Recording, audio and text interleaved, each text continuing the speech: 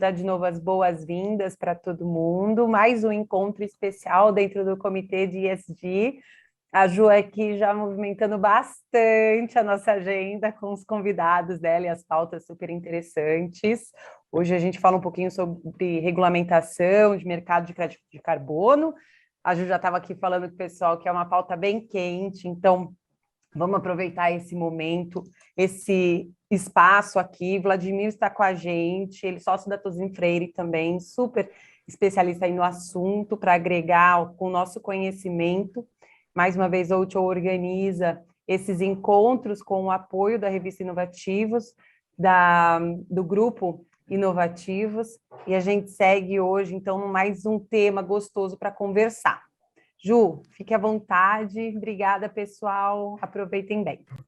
Bom, primeiro eu queria agradecer muito a participação do Vladimir, do Ricardo. Enfim, a gente está com o Comitê de ESG, com diversas pautas, né, de sustentabilidade social, né, enfim, a parte também de todas as três letrinhas, né, então de governance também.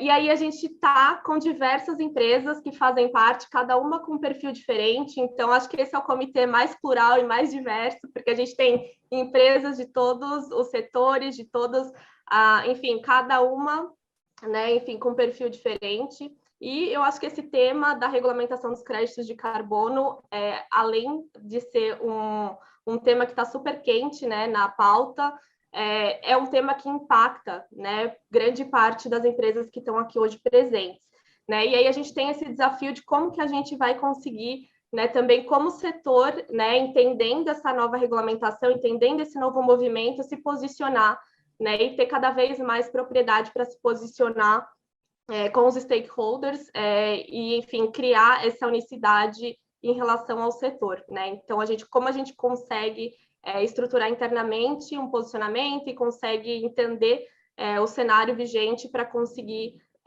se posicionar. Então, eu queria agradecer muito, Vladimir, você é sumidade do tema, enfim, a gente só tem a agradecer essa disponibilidade do seu tempo para estar aqui com a gente hoje. Muito obrigada. E aí eu passo a palavra, enfim, estamos super entusiasmados. Maravilha, Juliana. Muito boa tarde a todos. É um prazer estar aqui conversando com vocês, né, sobre esse tema que está tão em pauta, né, hoje em dia, e eu acho que finalmente a gente está tendo uma discussão mais profícua com relação ao tema, né, mas a gente ainda tem muito que evoluir, né, infelizmente o ponto aí da regulamentação dos mercados passa, obviamente, por uma discussão política muito grande, né? Então, a gente ainda vai ver a gente precisa ver o que vai acontecer, mas eu acho que, assim, o ponto positivo do momento foi a edição, com relação à edição do decreto presidencial, foi realmente um posicionamento do governo no sentido de fazer o tema andar, né? Fazer o tema andar. Eu acho que esse é o principal benefício do evento, da edição desse decreto. Não obstante o fato dele ter alguns pontos de atenção que a gente vai tratar aqui, né? E eu acho que a ideia, eu preparei até uma apresentação aqui que eu vou compartilhar com vocês, tá? Para a gente falar. A princípio, eu estruturei de duas formas, né? Falando um pouco do projeto de lei que está no Congresso e falando do decreto presidencial. Eu vou começar pelo decreto, né? E depois eu vou para o projeto de lei, porque o decreto é uma realidade, né, que está colocada, e o projeto ainda está em formatação, né? Então, vou falar primeiro do decreto, depois eu falo do projeto de lei, e aí fiquem à vontade, a gente vai poder ter uma discussão. Se vocês tiverem dúvidas, eu estou aqui à disposição para a gente discutir, tá? Eu vou compartilhar aqui, então, a apresentação. Bom, pessoal, não obstante, deixa eu ir começando aqui a questão comentando a questão do decreto, né? Acho que um ponto importante, né, de deixar claro aqui para todo mundo, né, o decreto ele não cria um mercado de carbono, né? Ele estabelece os parâmetros para eventual estabelecimento dos planos de metas setoriais, né? E que, portanto, a gente imagina, né? O decreto também ele não faz menção a acordos setoriais, ele fala dos planos de metas setoriais. O projeto de lei fala de acordos setoriais, né? Então, assim, a gente imagina que os planos setoriais serão estabelecidos através de acordos setoriais entre o governo e os setores regulados, né? Existe uma lista dos setores regulados prevista na lei lá de 2009 que estabelece a Política Nacional de Mudança do Clima, que eu vou colocar aqui para vocês quais são esses setores regulados, e, portanto, o decreto ele só pode regulamentar a lei específica, que é essa que já estabelecia lá quais eram os setores regulados, né? Então, ele não pode expandir isso para outros setores, pelo menos não por enquanto. Mas o decreto, ao mesmo tempo, ele é genérico no sentido de que ele não fala como que isso deve acontecer, né? Como que os setores vão negociar com o governo. Quem vai ser o representante dos setores? Né? Vai ser o sindicato daquele setor específico? Vai ser uma associação que congrega esses setores? Não existe esse nível de detalhamento no decreto, e, portanto, a gente ainda não sabe como que isso vai acontecer, né? Por outro lado, um ponto importante, né, quer dizer, como eu estou colocando para vocês, o mercado de carbono não foi criado pelo decreto. E isso a gente acha que é um ponto positivo, na medida em que você criar um mercado tão importante por decreto, ele traz uma certa insegurança jurídica. Então, a gente acha que faz sentido, sim, a gente criar esse mercado através de lei. Então, acho que o governo ele entendeu essa demanda do mercado, no sentido de que o processo legislativo ele precisa continuar, no sentido de que vai haver, sim, um projeto de lei, uma lei para regulamentar a questão, né? Mas que esse pontapé inicial está sendo dado pelo decreto presidencial, ainda que, depois da edição da lei, potencialmente pode vir um novo decreto regulamentando a lei. Então, são pontos que ainda a gente vai ter muita novidade no âmbito legislativo com relação a esse tema. Tá? Então, o decreto, né, 11.075 de 2022, foi editado a semana passada, né? E a semana retrasada, né, na outra sexta ainda. Então, o que ele cria? Né? Ele cria o Sistema Nacional de Redução de Emissão de Gases de Efeito Estufa, denominado como SINARE, né, como sendo um sistema que tem a finalidade de servir de central única de registro de emissões, remoções, reduções e compensações de gases de efeito estufa, e também de atos do comércio, de transferências, de transações e aposentadoria de créditos certificados de redução de emissões de gases de efeito estufa. Né? Aí, como eu coloquei para vocês, ele não cria o mercado de carbono, mas ele estabelece os parâmetros para a implementação dos planos setoriais de mitigação das mudanças climáticas, né? Que são definidos aí como instrumentos setoriais de planejamento governamental para o cumprimento de metas climáticas, né, propostos pelo Ministério do Meio Ambiente e da Economia. Nesse sentido, né, de certa forma, uma novidade é que o tratamento desse tema dentro do governo foi acordado que vai ser implementado pelo Ministério do Meio Ambiente e o Ministério da Economia. Antes, lá atrás, né, quando a gente tinha o protocolo de Kyoto, quem coordenava o tema climático era o Ministério da Ciência e Tecnologia, junto com o Ministério do Meio Ambiente. Como essa iniciativa é uma iniciativa econômica, né, o mercado de carbono em si, ele é um instrumento econômico, eu acho que faz sentido ter o Ministério da Economia envolvido, sim. E aí ele fala, né, da implementação do mercado brasileiro de redução de emissões, que seria o mercado de carbono regulado, que é mencionado lá na lei que cria o Plano Nacional de Mudanças Climáticas de 2009, que este decreto está regulamentando. Vamos para o próximo, Carol, por favor? Então, quais são os instrumentos previstos nesse decreto?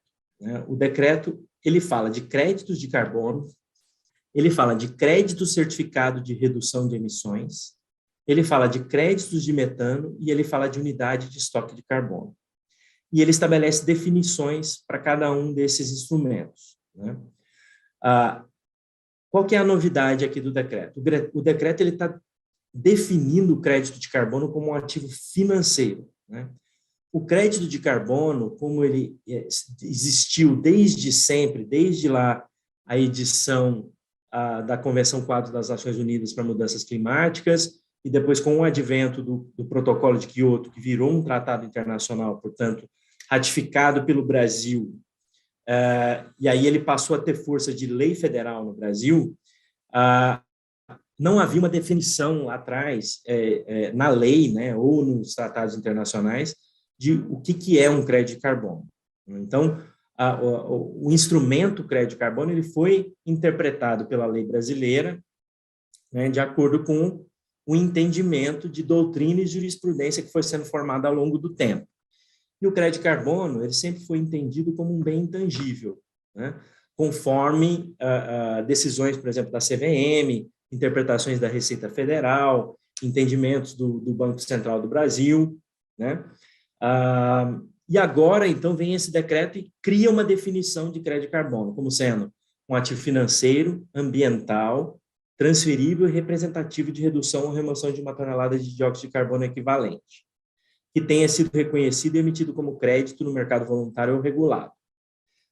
Além disso, tem uma outra lei, que também trouxe uma definição de crédito de carbono, que fala que o crédito de carbono seria um título de direito, né? Então, assim, de certa forma, esse decreto ele está criando uma nova definição, está definindo o ativo como sendo um ativo financeiro, que, portanto, vai ao encontro de uma coisa que já existia. Eu tendo a achar que existe um pouco de conflito, tá? Quando você muda a definição de um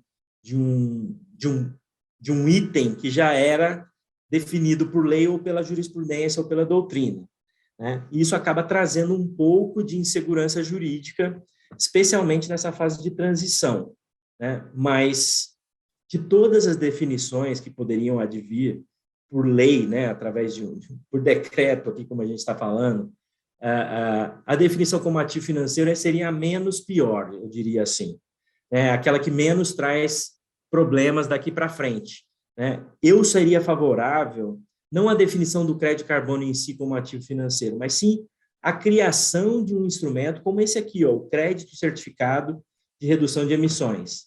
Aí, esse sim, né?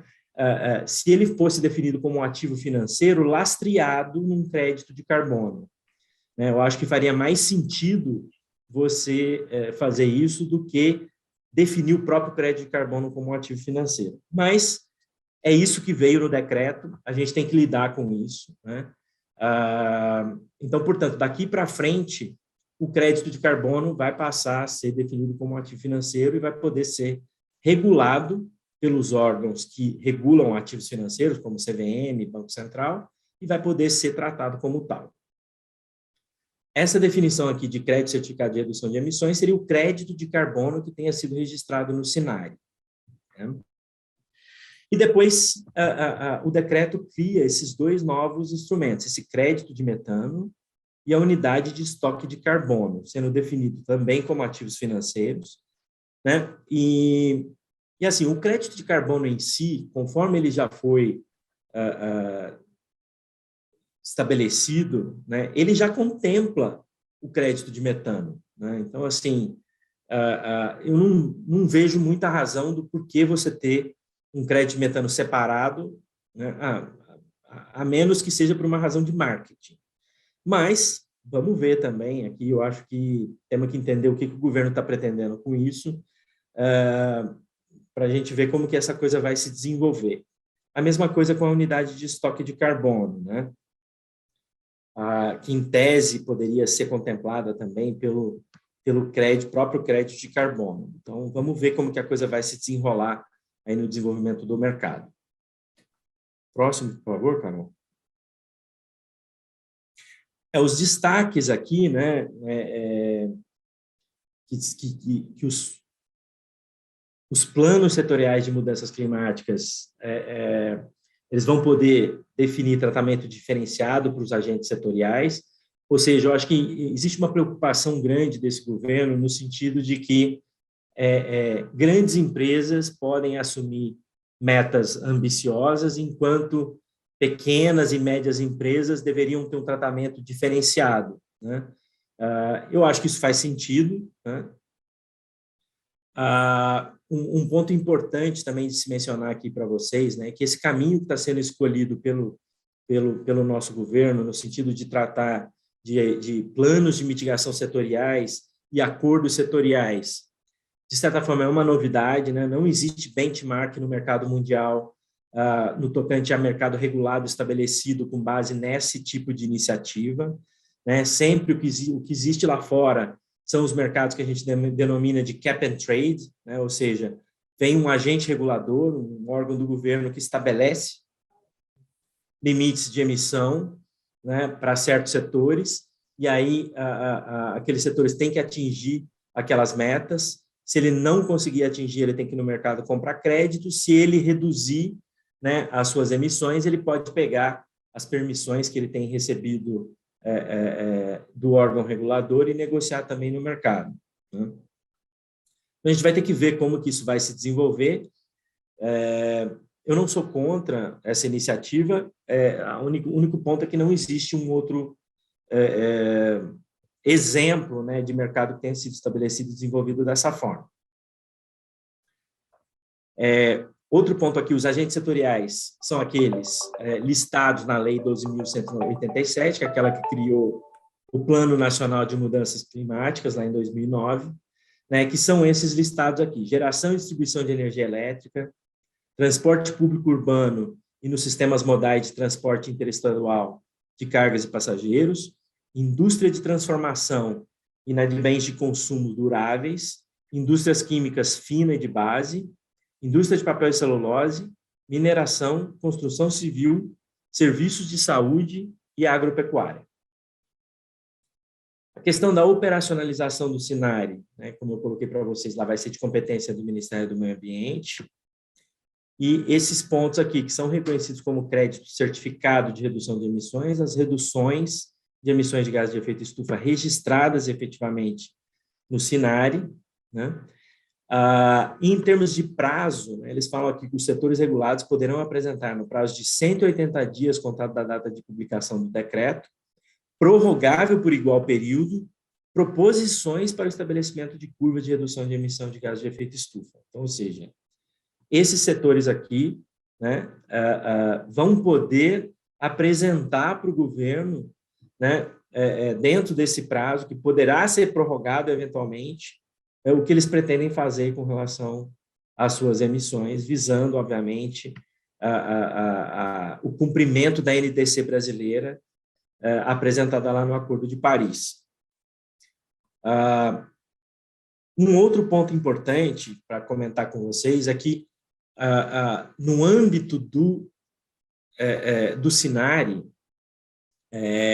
esse decreto ele estabelece que vão poder ser criados um padrão de certificação do SINARE, né? Ou seja, hoje, né, no mercado voluntário, você tem lá os padrões de certificação do Verra, do Gold Standard, do Social Carbon, que são adotados para a implementação dos projetos no âmbito do mercado voluntário e que adotam as metodologias reconhecidas por esses padrões de certificação. A ideia aqui, quando eles falam que vai ter um padrão de certificação do SINARE, a gente não sabe ainda como que isso vai acontecer. Vão ser novos padrões que vão ser registrados perante o SINARE, ou a gente vai poder utilizar os padrões já existentes que vão poder ser registrados perante o SINARE.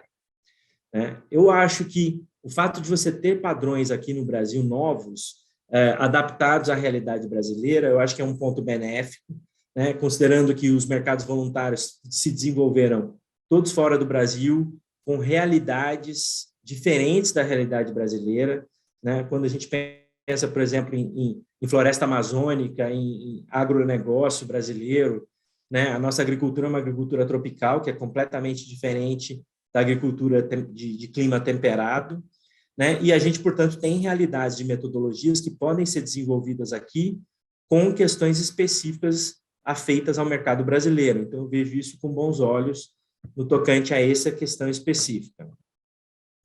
O sistema regulado proposto... não, só voltando um pouquinho, Carol. Então, aqui, só para ficar claro para vocês, né?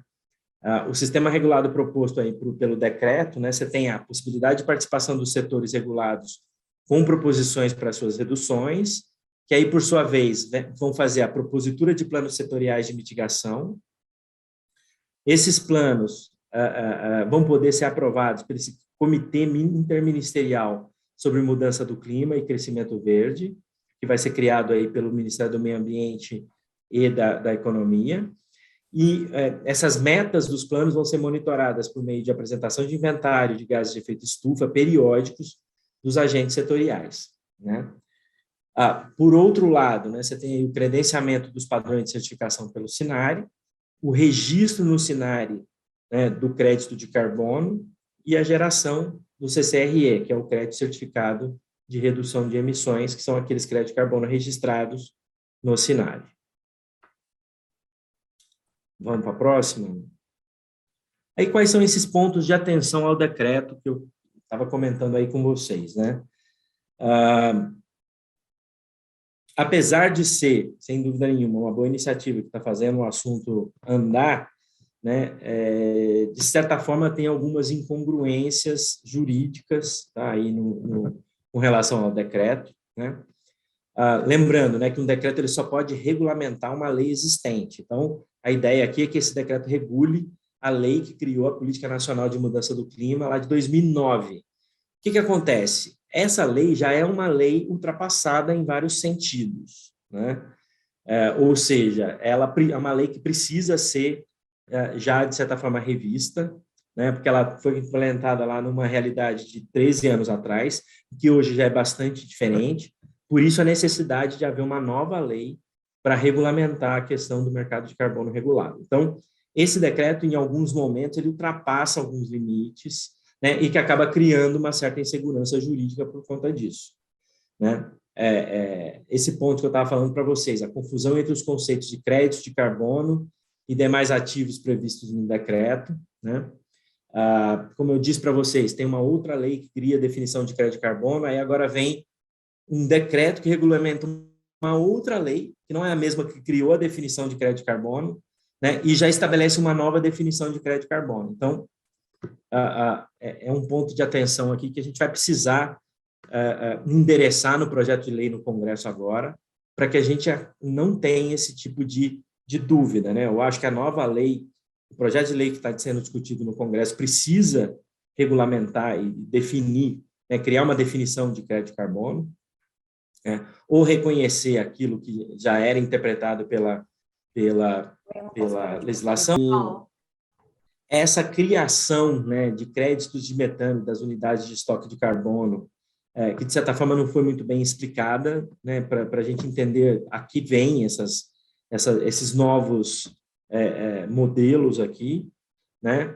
Isso não é algo, por exemplo, existe um task force, né, para o desenvolvimento dos mercados voluntários, e a definição, a criação desse tipo de crédito não está definida nessa task force, por exemplo. Então, ou seja, não tem ainda uma razão muito clara do porquê da criação desses dois instrumentos.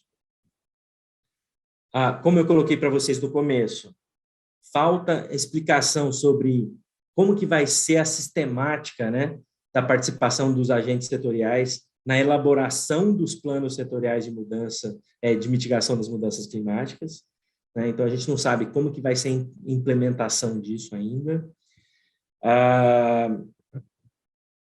Como eu coloquei para vocês, eu acho que alguns termos inadequados e incoerentes ainda do decreto, né? Porque fala meta de emissão de gás de efeito estufa, quando, na verdade, deve ser uma meta de redução de emissão, né? Não uma meta de emissão. E aí, por fim, esse comentário sobre forma de funcionamento do sistema e recursos disponíveis ainda pendentes de certo refinamento. Então, ou seja, o decreto é bem genérico, e ele não dá clareza sobre como as coisas vão acontecer.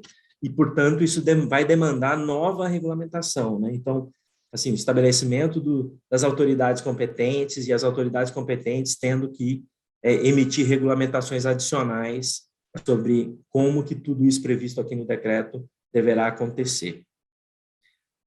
E aí, como eu falei para vocês, né, eu acho que a edição desse decreto não vai prescindir da necessidade de uma lei efetiva regulamentando a questão. Portanto, a gente acredita que o projeto de lei que está no Congresso deve andar, a gente só não sabe qual a rapidez disso, quando que isso vai acontecer, especialmente considerando que a gente está num ano eleitoral e logo, logo o Congresso não vai mais se movimentar tão rapidamente como seria necessário. Né? Aí, Carol, se a gente puder ir lá para cima para falar um pouco do projeto de lei.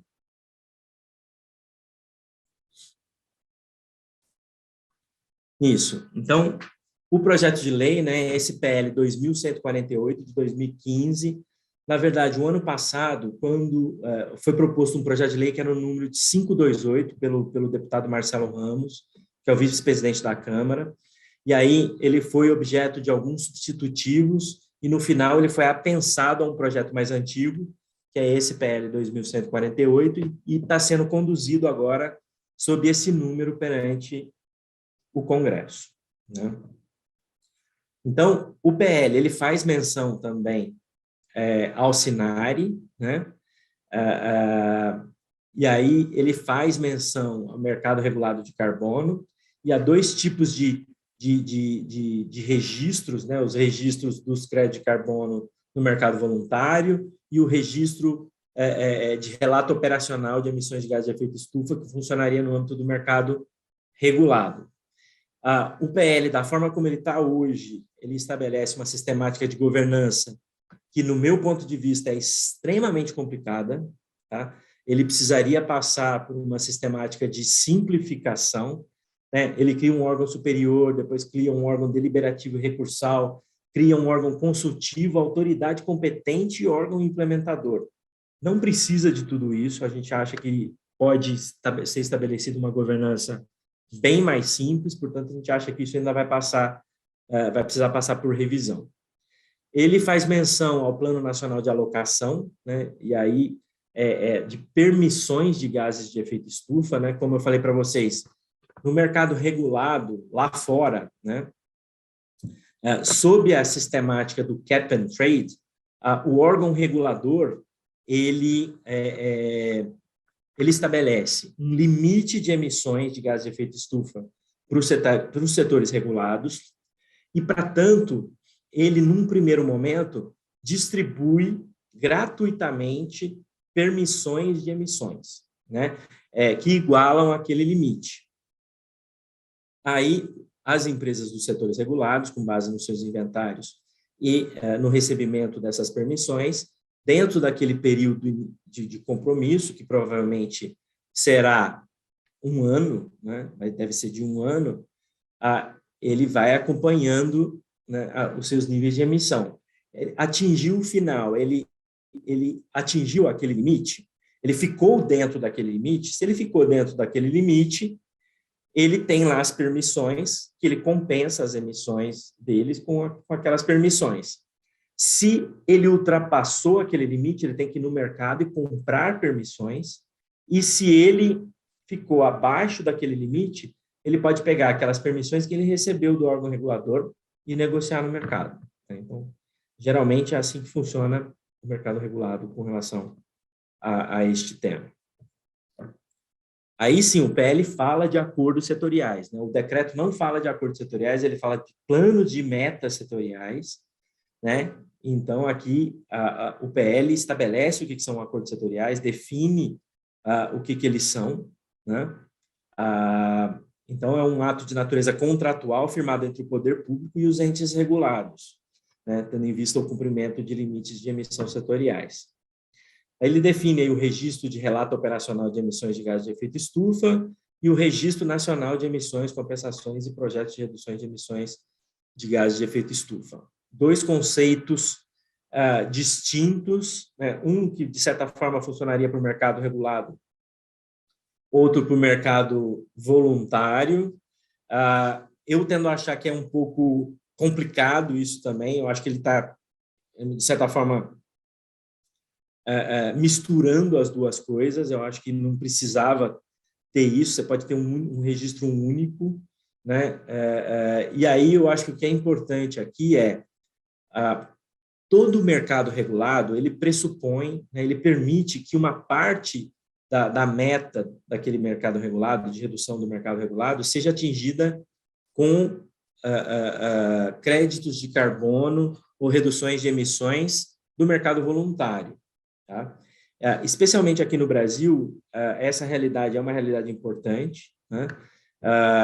E existe uma expectativa de que um percentual grande das metas do mercado regulado sejam atingidas com créditos ou reduções de emissões do mercado voluntário. Obviamente que isso precisa ser bem regulado, porque os créditos do mercado voluntário que possam ser aceitos no âmbito regulado, a característica mais importante é que ele tenha a integridade climática, né? E tanto o decreto quanto o projeto de lei, eles estabelecem uma forma de utilização de reduções de emissões do mercado voluntário no mercado regulado, que, no meu ponto de vista, é um pouco complicado, assim, é um pouco confuso. Na verdade, nos exemplos de mercados lá fora, né, fora do Brasil, que já foram constituídos, o que existe é uma regra que permite que alguns tipos de créditos do mercado voluntário, né, de reduções de emissões do mercado voluntário, possam ser convertidos em permissões do mercado regulado. Então, você precisa ter uma sistemática de conversão de reduções de emissões do mercado voluntário em permissões do mercado regulado, né? Então, eu acho que existe um pouco essa confusão ainda que precisa ser melhor tratada, tanto na minuta do PL, quanto na questão do decreto, que ele também faz um pouco de confusão com relação a isso. Podemos ir adiante? Aqui também, né, são os ativos que são criados pelo projeto de lei, né, e que são aqui definidos como tal. Como vocês veem, o crédito de carbono também definido aqui como ativo ambiental, mas não como ativo financeiro. Então, assim, a gente tem um decreto que regulamenta uma lei que já estabelece como ativo financeiro. E aí, o PL aqui, ele não estabelece o crédito de carbono como ativo financeiro, né? Ele estabelece como ativo ambiental fugível, intangível, transacionável, ou seja, da forma como eu, de certa forma, entendo que isso aqui deveria ser o correto. Tá? Por quê? Porque depois vem aqui a criação desse título de carbono, tá vendo? Que aí sim ele é definido como ativo financeiro. Eu tendo a achar que essa sistemática aqui faz mais sentido do que a sistemática do decreto, né? Aí cria aqui a definição de permissão de emissão de gás de efeito estufa, que é o ativo que seria negociado no mercado regulado, né? Mas aqui também existe a criação, né, do título de metano e unidade de estoque de carbono, que tem a mesma definição do decreto, mas, como eu mencionei para vocês, não existe uma explicação, uma justificativa para a criação desses dois instrumentos. Os destaques, né, do projeto de lei.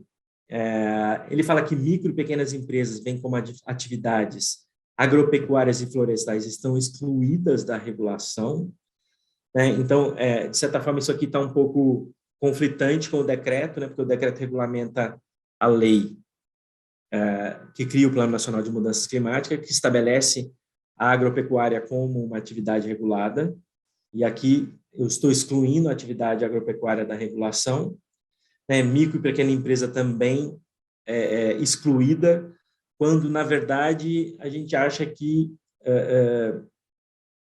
seria melhor deixar a possibilidade de alguns setores, se os setores quiserem, também participarem do mercado regulado. Aí, depois, possibilidade de uso de RVE pelos entes regulados para atingir suas metas. A RVE é definida como a redução de emissão de gás de efeito estufa do mercado voluntário, né? Então, portanto, como eu disse para vocês, existe uma confusão aí quando uma deve ser convertida em permissão.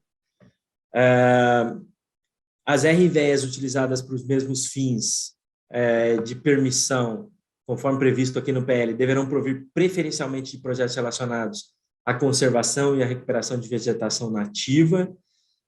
De novo, eu entendo também que isso aqui de certa forma, uma tentativa de proteção de um certo setor, e não deveria prevalecer, porque o que interessa nesse caso dos créditos que podem ser utilizados no mercado regulado seria a característica de integridade climática, mas não de onde ou de que tipo de projeto ela vem, né? Então, acho que isso é uma coisa que precisa ainda ser trabalhada no âmbito do PL. E o PL prevê penalidades, né, para quem descumprir as metas de redução. Tem toda uma sistemática, um capítulo inteiro do projeto de lei que trata dessa questão, né, e que, obviamente, faz sentido, mas tem que ser analisado com cuidado. Aqui eu coloquei para vocês também qual que é a sistemática, né, que prevista no projeto de lei para a implementação dos acordos setoriais e a questão do registro, né, que diria respeito aí a potencialmente o registro de créditos de carbono gerados no Brasil no âmbito do mercado voluntário. Então, aqui é só uma sistemática mesmo para vocês entenderem quais seriam passo a passo para cada um. E, por fim, passando, Carol, os pontos de atenção ao PL, né? Então, assim, o modelo que está sendo adotado aqui é o modelo de acordo setorial, que é diferente do modelo de cap and trade, como eu mencionei para vocês, não existe um benchmark internacional para a implementação de um mercado regulado com base em acordos setoriais, né? O projeto de lei trata de uma questão também de implementação de projetos no âmbito de comunidades tradicionais, o que eu acho que é um avanço também, e reconhece que certo percentual dos créditos gerados nesse tipo de projeto deve ser revertido para as próprias comunidades tradicionais. Existe um pouco de falta de explicação e de aprofundamento na descrição desses novos instrumentos criados aí, esses ativos, crédito de metano, unidade de estoque de carbono. Falta um pouco de clareza na mecânica de utilização das reduções de emissões de gases de efeito estufa dentro do mercado regulado, né? E a estrutura de governança do Sinari, que é muito complexa, né? Que, como eu comentei com vocês, é algo que precisa ser trabalhado e bastante melhorado. Então, aqui, pessoal, acho que chegamos ao fim, né? Aqui da minha apresentação. Eu me coloco à disposição de vocês para qualquer dúvida, né? Sem dúvida alguma, eu acho que a gente tem aí muita coisa para discutir ainda, mas a gente está vendo um movimento no sentido da implementação das primeiras iniciativas para a gente chegar no mercado regulado. Eu acho que é um ponto muito positivo aí desse processo que a gente está vivenciando. Vladimir, muito rica a sua apresentação. Na verdade, acho que a gente vai precisar de tempos assim para deglutir. Eu estou aqui com a cabeça fervilhando, né, com toda a informação, e acho que, de fato, é um tema que é um tema complexo, né? Um tema que acho que vai fazer uma virada de chave para o futuro. E aí eu queria propor uma rodada de perguntas, então, não sei como é que está de tempo, pensei uns 20 minutinhos para a gente conversar, abrir também para todo mundo que queira perguntar. E aí eu pensei, eu vou começar com uma provocação inicial. Enfim, quando o decreto ele foi publicado, né, muita gente falou que era para inglês ver porque ele deixou muitas pontas soltas, né? Acabou que não entrou no detalhe, ficou muito jogado, né? Sem muitos caminhos, enfim, muitas especificações. Claro que tinha muito a ver com a participação do Brasil em Davos, enfim, que era mais para jogar ali, mas que, enfim, a questão da celeridade na parte legislativa não conseguiria imprimir tanta velocidade assim quanto que foi colocado. E aí, queria entender, considerando de fato que é um ano eleitoral, que o segundo semestre acaba ficando um pouco batido, né? Enfim, o Congresso acaba não tracionando tanto as temáticas, como é que você enxerga que a gente, como que você enxerga que a gente vai caminhar com esse tema? Se de fato a gente vai ter uma definição esse ano e para onde que você acha que a gente vai rumar, né? Para onde você acha que a gente vai rumar? Então, enfim, acho que a pergunta de 1 milhão aí, enfim, não sei se tem resposta, mas, enfim, entendendo um pouquinho da sua perspectiva, como que você enxerga esses próximos passos? A gente tem ouvido, né, que existe uma intenção aí de movimentação, sim, no Congresso, né?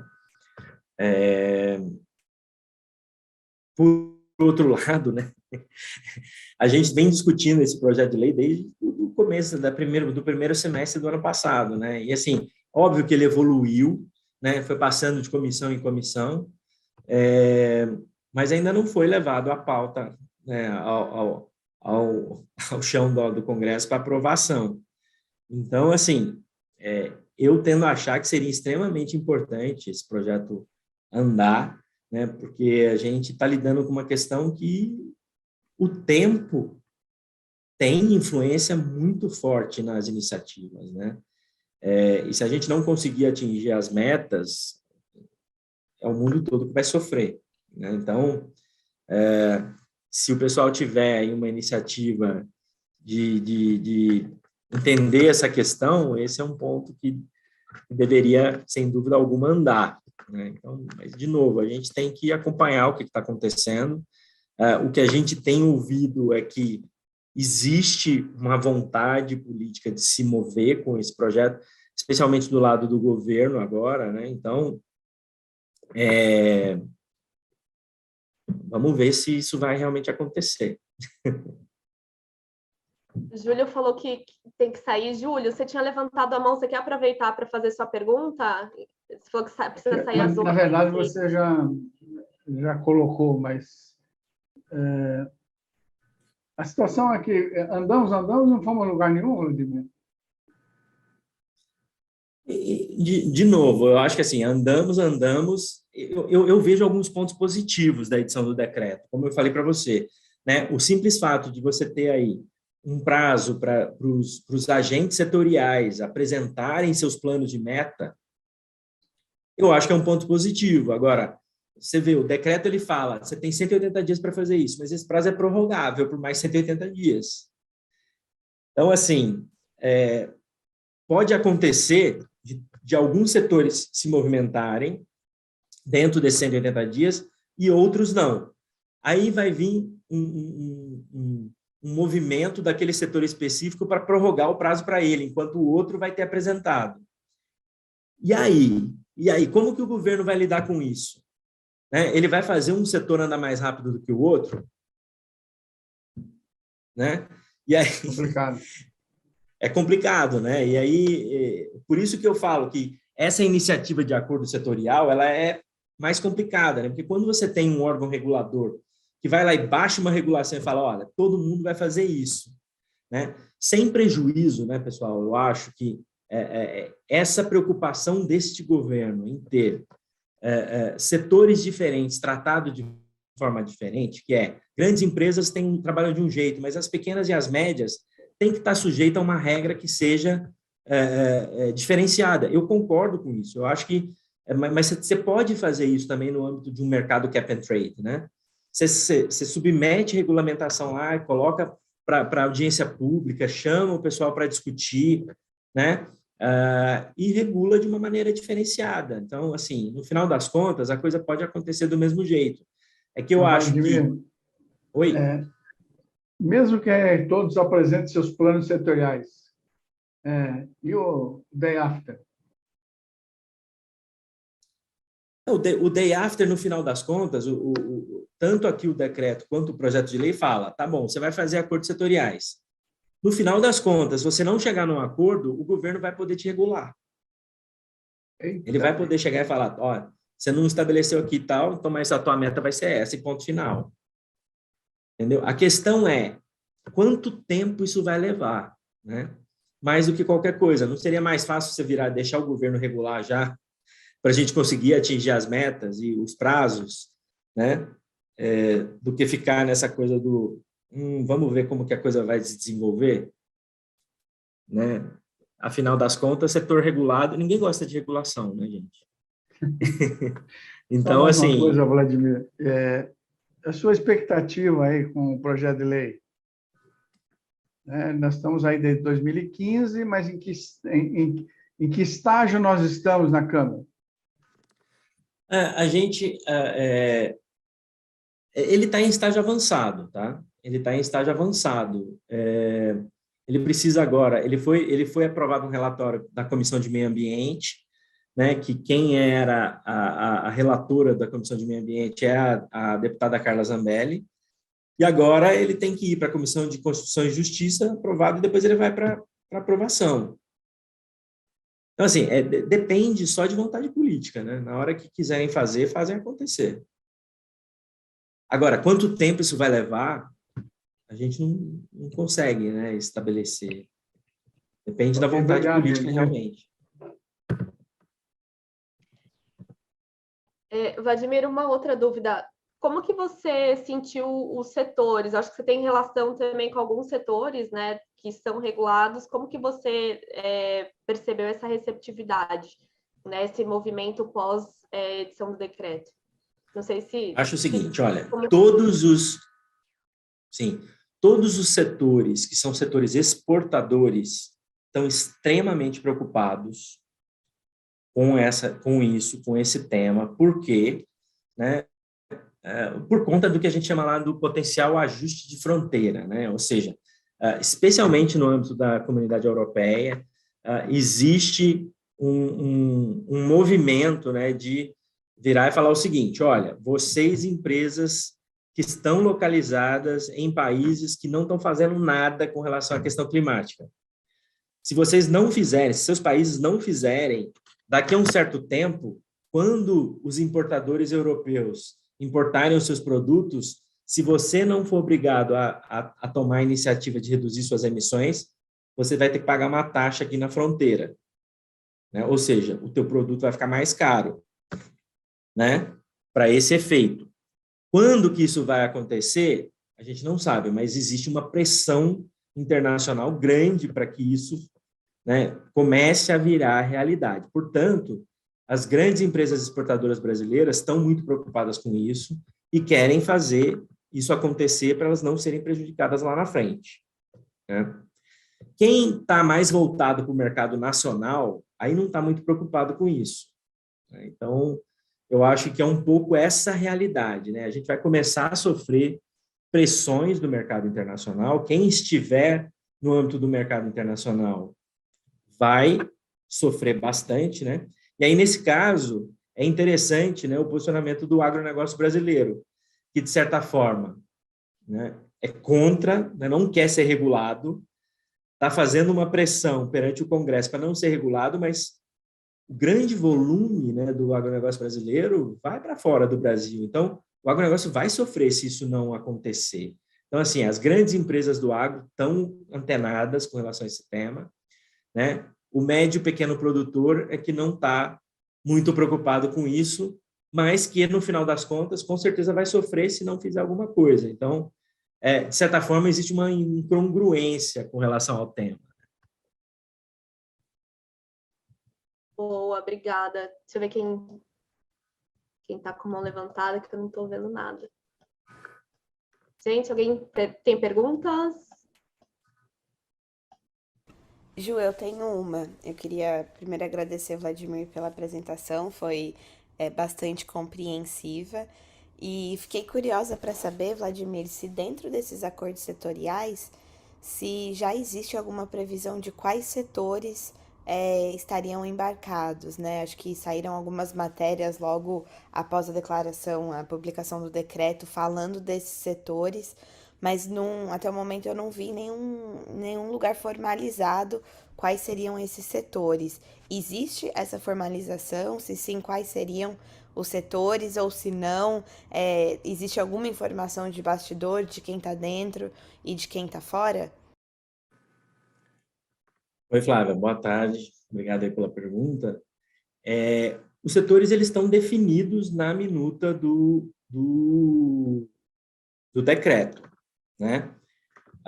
os setores específicos são aqueles lá: geração e distribuição de energia elétrica, transporte público urbano e sistema modais de transporte interestadual de cargas de passageiros, a indústria de transformação e de bens de consumo duráveis, indústria química fina e de base, indústria de papel e celulose, mineração, construção civil, serviços de saúde e agropecuária.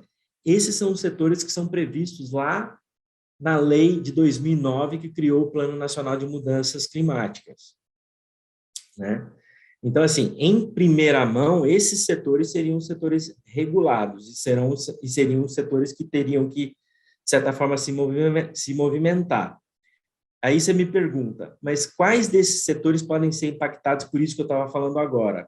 Quais são aqueles setores que estão voltados para o mercado internacional, né?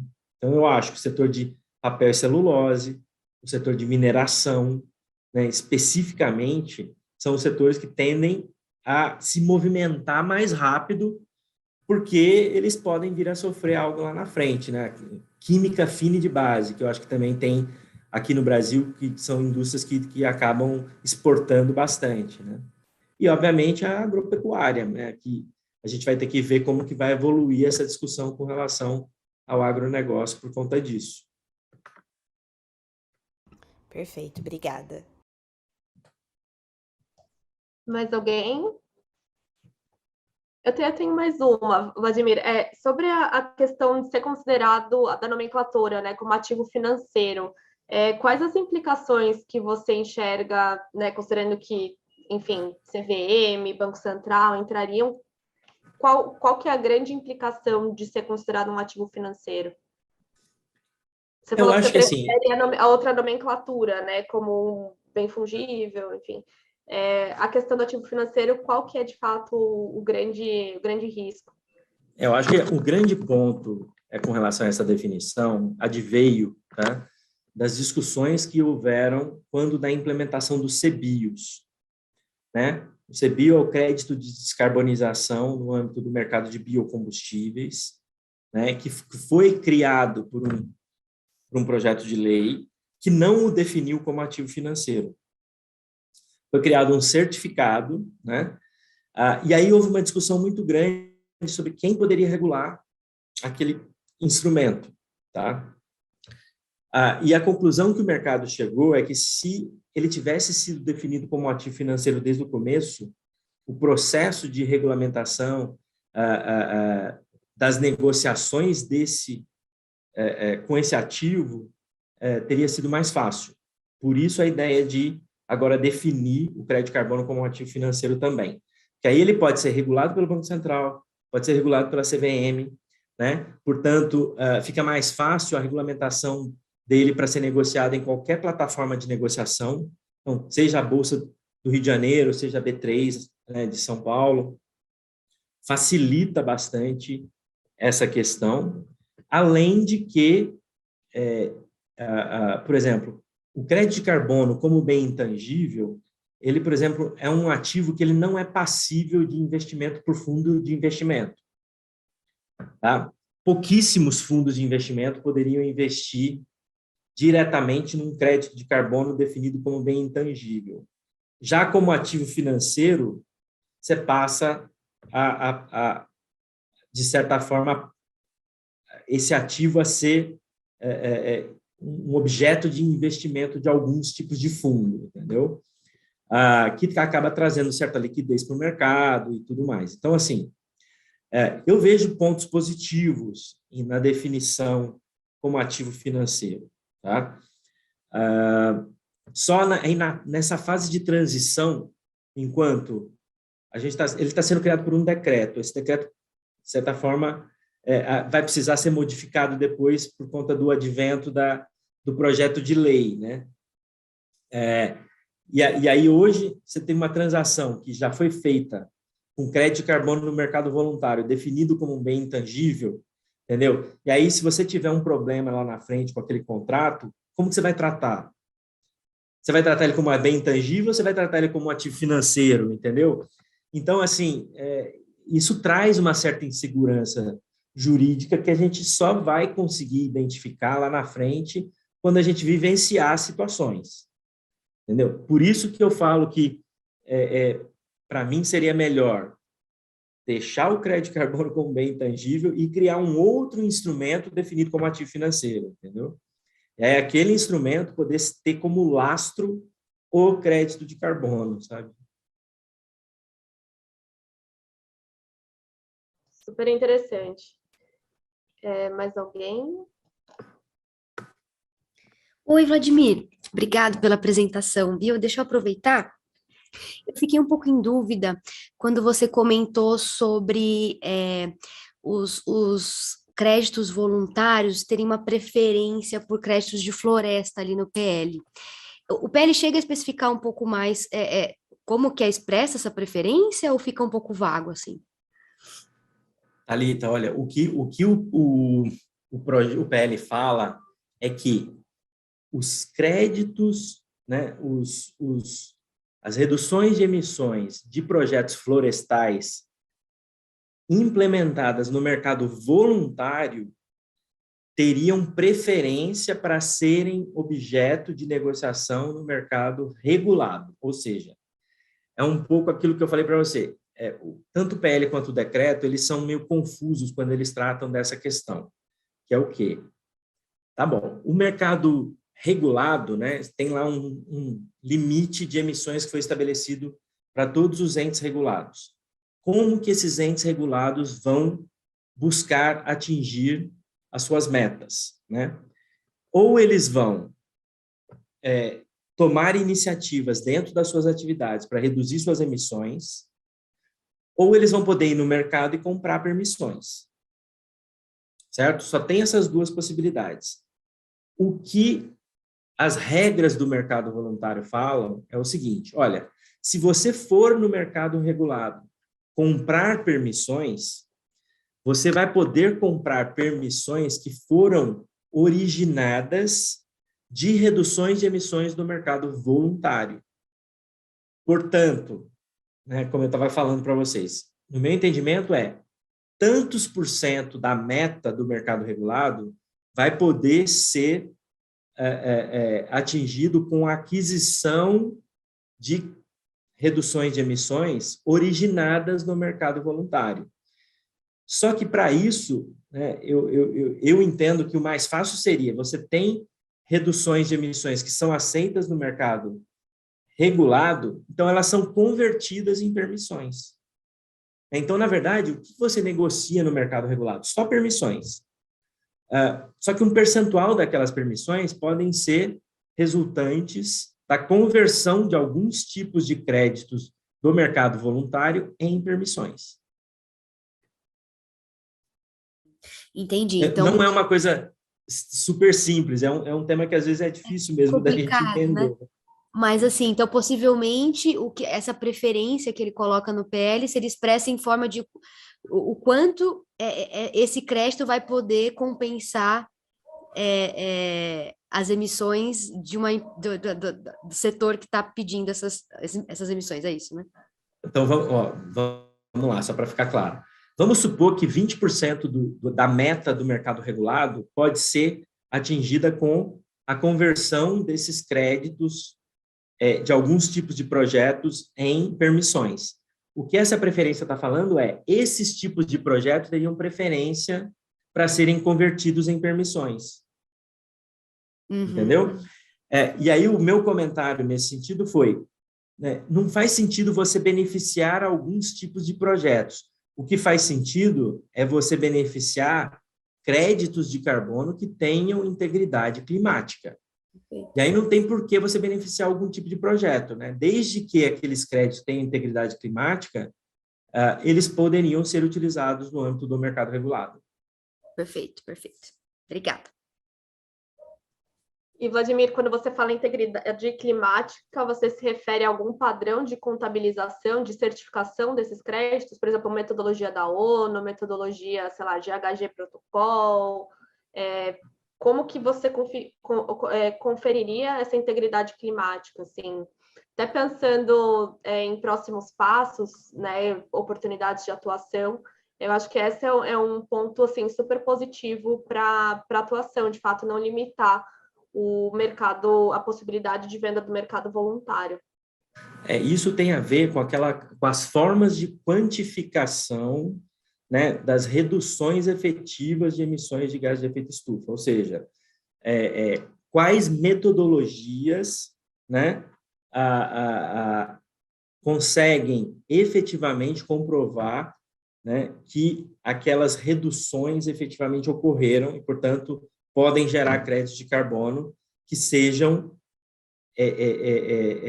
que tenham essa integridade no sentido de contabilização de uma tonelada de carbono equivalente, né? Então, ou seja, são as metodologias que sejam amplamente reconhecidas pelo mercado, entendeu? E não aquelas metodologias que estão sendo desenvolvidas e que ainda não têm uma confirmação da comunidade científica, entendeu?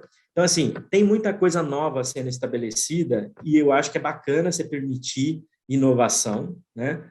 Mas para efeitos do mercado regulado, é muito importante que a gente esteja lidando com ativos que efetivamente representam uma redução de emissão de gás de efeito estufa, e não aqueles que podem ter questionamentos. Perfeito, super claro. Mais alguém? Não? Vladimir, baita aula, acho que a gente vai, enfim, ainda digerir bastante essa sua apresentação. Então, mas já compartilhar, se a gente puder, se você autorizar a gente compartilhar com as pessoas do grupo o material que você apresentou, e te agradecer muito pela disponibilidade. Para a gente foi incrível poder aprender mais e, enfim, até pensar em como que a gente pode, como setor também, enxergar essas oportunidades de atuação, considerando que o PL, né, ainda está em tramitação, enfim, como que a gente consegue se inserir nessa discussão.